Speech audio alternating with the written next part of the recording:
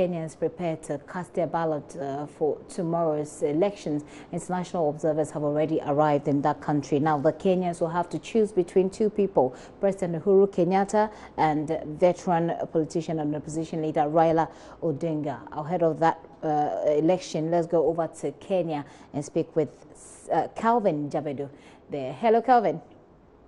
Hi. Thank you very much. It's been a while. Let's look at what's happening there. We know that there's been quite an issue and that has created a lot of tension in that country. Could you speak to that? Yes. You see, the past two general elections, actually the previous was in 2007, guys experienced an unprecedented post-election violence. And now guys are still wondering if we are still safe enough with now having the tribal issue between the four front runners in this election. We have President Uhuru on one side and we have the former Premier Raila Odinga on the other side. So far the opinion polls are not giving a decisive difference between the two, because the difference is only 1%. We have one opinion poll giving us President Uhuru in the forefront with 48% to Raila's 47%. Yet another one is giving us Raila having 49% to Uhuru's 47%. So you see, the difference is very, very small. How bad has the issue of tribalism been so far? I mean, is it that bad? I won't say it's that bad, but it has some tangible, palpable feeling of fear.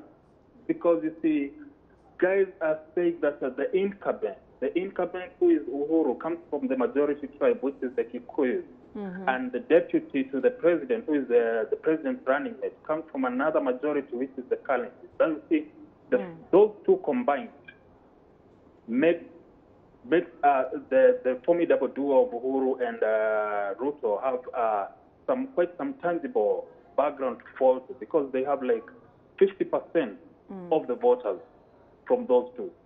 Now the other contestant, Raila, he has formed a coalition called NASA, the National Alliance, the National Super Alliance, which now tries to combine the remaining tribes. We have 44 tribes in Kenya. So if you remove the main two, we have around 40 or so, now forming an alliance to go against the top two. Oh. We also know about the death of the election official. Is that affecting the mood of the campaign? I mean, you have barely 24 hours until the elections.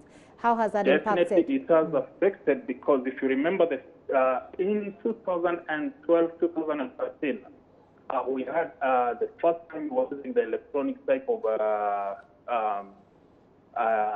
simulation, the electronic transfer of the vote, electronic voting, and it fell.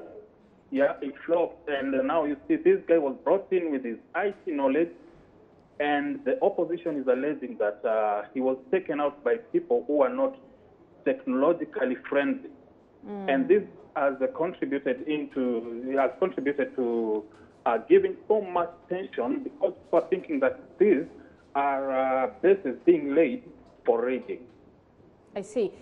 Let's look at the Ghanaian connection. As we speak, our former president is leader of the ECOWAS mission there that's looking or observing this election. We also know that a former member of the governing party now in Ghana, his name is Peter McMenu, was refused entry, along with some other people were refused entry into the country. Now, we know that it's something that's been widely reported in Kenya for this election, in the run-up to the election.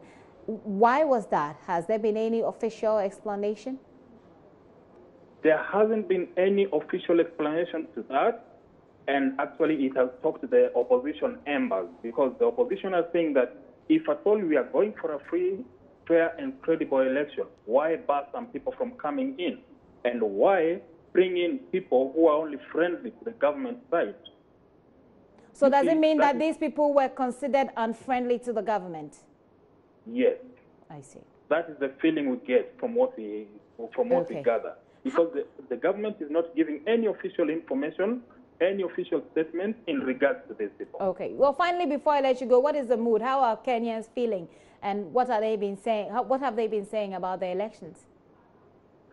Funny enough, this one, previously we had that fear of voter apathy in the run-up to the election. People are like, we are not going to vote because we might vote this way and cause some fear, cause some something close to violence.